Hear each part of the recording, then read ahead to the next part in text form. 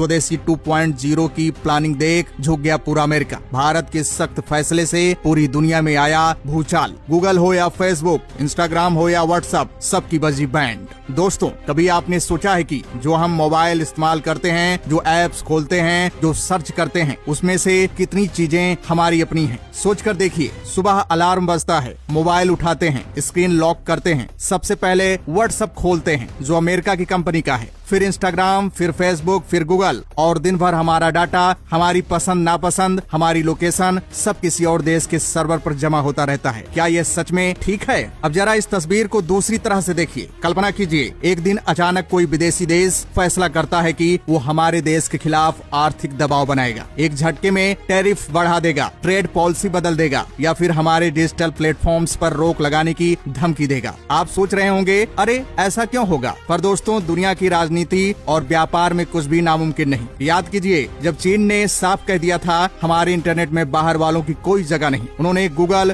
Facebook, WhatsApp को बाहर कर दिया और अपने वीचैट, बायदू, अलीबाबा बना दिए। नतीजा, उनका सारा डेटा उनके पास है। उनकी कंपनियां दुनिया में सबसे ऊपर हैं और कोई विदेशी कंपनी उनके मार्केट में घुस भी नहीं पाती। अब सोचिए, क्या भारत भी ऐसा कर सकता है? अब सवाल यही है, क्या भारत अपना गूगल, अपना फेसबुक, अपना व्हाट्सएप बना सकता है? और अगर हाँ, तो कब और कैसे? दोस्तों, ये सवाल कोई किताब का हिस्सा नहीं, ये हमारे भविष्य की दिशा तय करने वाला सवाल है। और इसी सवाल के बीच में हाल ही में कुछ ऐसा हुआ है जिसने सबको हिला दिया है। अमेरिका, जिसे दुनिया की सबसे बड़ी आर्थिक और तकनीकी ताकत माना जाता है, उसने भारत के खिलाफ एक ऐसा कदम उठाया जिसे सीधा सीधा इकोनॉमिक अटैक कहा जा सकता है। और जवाब में हमारे प्रधानमंत्री ने जो मास्टर स्ट्रोक खेला, वो आने वाले 10 साल में भारत की तस्वीर बदल सकता है। अब दोस्तों, आप सोच रहे होंगे, क्या ये सच में इतना बड़ा मामला है? तो सुनिए, ये सिर्फ कोई न्यूज हेडलाइन नहीं है, ये एक गेम चेंजिंग मोमेंट है। एक ऐसा मोमेंट जो हमारी अर्थव्यवस्था, हमारी इंडस्ट्री और हमारे डिजिटल भविष्य सबको प्रभावित करेगा। देखिए, मामला सीधा है। अगर हम दूसरों के बनाए प्रोडक्ट्स और प्लेटफॉर्म्स इस्तेमाल करते रहेंगे तो हम हमेशा उनके इशारों पर नाचेंगे। हमारी कंपनियां, हमारे इंजीनियर्स, हमारी इनोवेशन सब उनके कंट्रोल में बंद कर रह जाएंगे। लेकिन अगर हमने अपनी ताकत पहचानी, अपनी टेक्नोलॉजी बनाई और अपने प्रोडक्ट्स को अपनाया, तो कोई ताकत हमें नहीं रोक पाएगी। और यही सोच है स्वदेशी 2.0 की। आपने स्वदेशी का नाम इतिहास में सुना होगा, जब गांधी जी ने विदेशी कपड़ों का बहिष्कार करके भारतीय खादी को अपनाने की अपील की थी। वो आंदोलन सिर्फ कपड़े तक सीमित नहीं था, वो एक मानसिक क्रांति थी। आज वही सोच डिजिटल और टेक्नोलॉजी की दुनिया में उतर रही है। सोचिए, अगर कल सुबह आप व्हाट्सएप की जगह एक इंडियन चैटिंग ऐप खोलें, गूगल की जगह भारतीय सर्च इंजन इस्तेमाल करें, फेसबुक की जगह भारत का अपना सोशल नेटवर्क चलाएं, तो क्या बदलेगा? दोस्तों,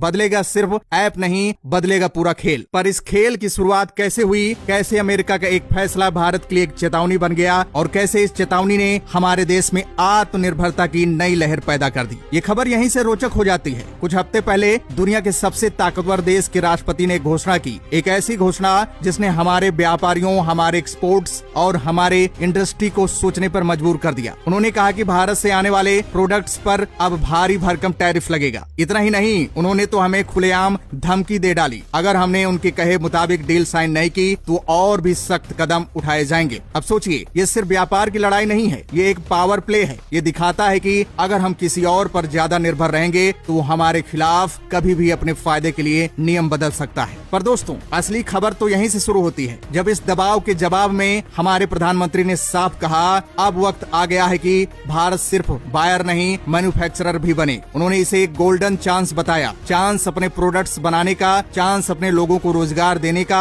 और चांस विदेशी टेक्नोलॉजी की बेड़ियां तोड़ने का। यही है दोस्तों स्वदेशी 2.0 का असली मंत्र, made in India, made for the world. अब यहाँ मैं आपसे पूछना चाहता हूँ, क्या आपको लगता है कि भारत के पास वो काबिलियत है कि वो अपना गूगल बना सके? क्या हमारे इंजीनियर्स, हमारे स्टार्टअप्स, हमारे यूजर्स सब मिलकर एक ऐसा इकोसिस्टम बना सकते हैं जो दुनिया में छा जाए? ये सवाल सिर्फ टेक्नोलॉजी का नहीं है, ये सवाल गौरव, आत्मनिर्भरता और स्वाभिमान का है। दोस्तों, आगे वीडियो में मैं आपको वो पूरी तस्वीर दिखाने वाला हूँ। एक तरफ है आर्थिक दबाव और दूसरी तरफ एक ऐसा भारत जो अपनी किस्मत खुद लिखने निकला है। मैं आपको ऐसे इशारे दूंगा जो साबित करेंगे कि यह सिर्फ कोई पॉलिसी चेंज नहीं, बल्कि डिजिटल क्रांति का ट्रिगर हो सकता है। लेकिन उससे पहले आप खुद से एक सवाल पूछिए। जब भी आप कुछ खरीदते हैं, कोई ऐप डाउनलोड करते हैं या कोई सर्विस इस्तेमाल करते हैं, क्या आप सोचते हैं कि ये भारतीय है या विदेशी? अगर नहीं तो आज से सोचना शुरू कीजिए, क्योंकि आने वाला वक्त इसी सोच से बदलेगा। जो बातें आप सुनने वाले हैं वो सिर्फ सोच नहीं बदलेंगी, शायद आपका कल भी बदल देंगी। और हाँ, अगर आप सच में चाहते हैं कि भारत टेक और इंडस्ट्री में आत्मनिर्भर बने तो इस वीडियो को लाइक कीजिए और कमेंट बॉक्स में जय हिंद जरूर लिखिए। दोस्तों, कुछ फैसले ऐसे होते हैं जो सिर्फ कागज पर नहीं बल्कि पूरी अर्थव्यवस्था की नसों में असर डालते हैं। हाल ही में अमेरिका से आया एक ऐसा ही फैसला भारत के लिए नए अध्याय की शुरुआत बन गया। अचानक से खबर आई कि भारत से आने वाले कई प्रमुख प्रोडक्ट पर अब 50% का भारी टैरिफ लगाया जाएगा। ये खबर सुनते ही एक्सपोर्ट बाजार में हलचल मच गई।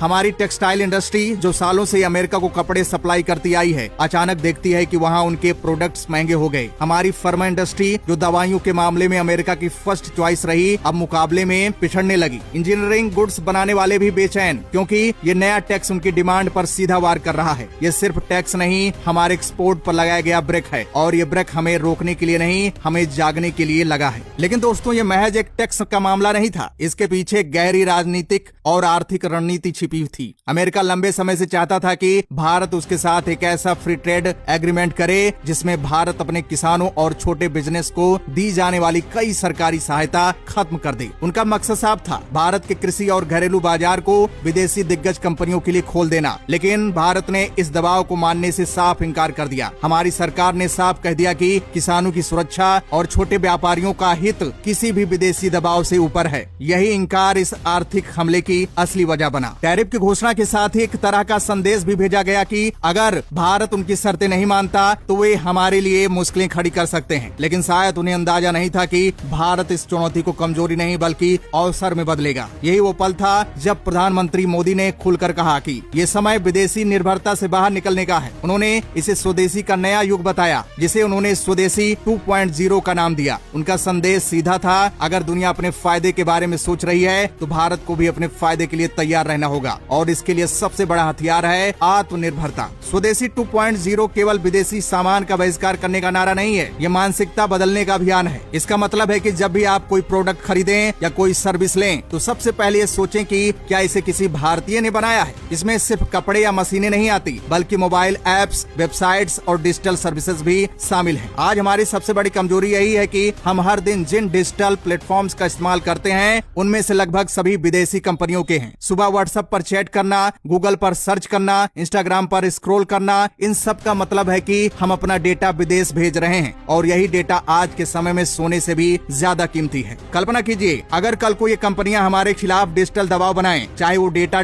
तक पहुंच सीमित करना हो, हमारे कंटेंट को सेंसर करना हो, या अपने प्लेटफॉर्म्स के नियमों को बदलकर हमें नुकसान पहुंचाना हो, सब मुमकिन है। यही वजह है कि अब समय आ गया है कि भारत अपने खुद के डिजिटल प्लेटफॉर्म्स बनाए। इस विचार को मजबूत करने का सबसे बड़ा उदाहरण है यूपीआई। जब इसे लॉन्च किया गया तो शायद ही किसी को भरोसा था कि ये वीजा और मास्टर कार्ड जैसी दिग्गज कंपनियों को चुनौती देगा। लेकिन कुछ ही सालों में यूपीआई ने न केवल भारत में डिजिटल पेमेंट को बदल दिया, बल्कि पूरी दुनिया में एक नया स्टैंडर्ड सेट किया। यूपीआई की सफलता ने यह साबित कर दिया है कि अगर हम अपनी जरूरतों के हिसाब से यूजर्स की सहूलियत को ध्यान में रखते हुए कोई तकनीक बनाते हैं तो वो अंतर्राष्ट्रीय स्तर पर भी सफल हो सकती है। अब यही सोच हमें सर्च इंजनों, सोशल मीडिया प्लेटफॉर्म्स और मैसेजिंग एप्स में लागू करनी है। लेकिन इसके लिए 3 बड़े स्तंभ चाहिए। पहला, सरकार का ठोस समर्थन। डेटा लोकलाइजेशन जैसे कानून लागू करके विदेशी कंपनियों को मजबूर करना होगा कि वे भारतीय डेटा को भारत में ही स्टोर करें। साथ ही स्टार्टअप्स को शुरुआती फंडिंग, टैक्स में राहत और रिसर्च के लिए अनुकूल माहौल देना होगा। दूसरा, प्राइवेट सेक्टर और स्टार्टअप्स की इनोवेशन।